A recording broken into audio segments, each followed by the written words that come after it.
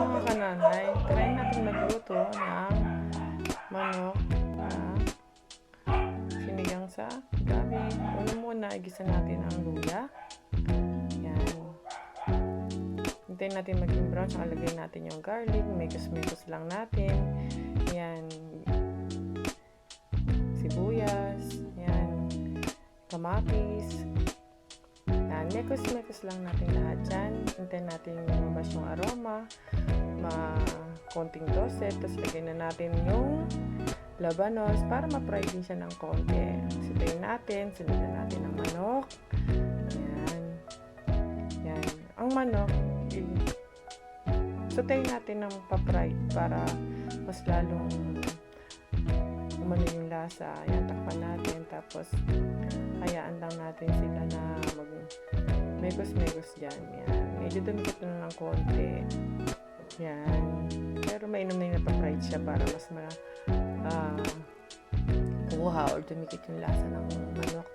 At saka ng ating sinutay na gulay na bawang sibuyas, lulad, kamatis. Yan yung mga pinagagasan ko ng bigas kanina. Kumuha ko ng isang ganyan na sabaw para mas lasa ang ating sabaw ng sinigang.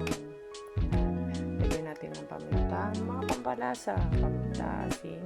Kung gusto nyo lagyan ng magic sarap, lagyan nyo, lagyan ng bechin, bahala kayo sa inyong panlasa. At ito, lagyan natin ng sinigang sa gabi or sinigang gabi, baka naman. Yan, simpleng sinigang lang na sandali ang luto agad. Ayan, lagay na natin yung sili, yung kangkong, at ito na. Ganyan lang kadali magluto ng sinigang na manok sa gabi. Kinemiros yan. Ayan na po, luto na. Tingnan natin kung paano na. Minekos-mekos nating manok. Gusto ko yung sa kangkong medyo hapo ko lang para may kagat. May pagkagat, may lutong. Yan.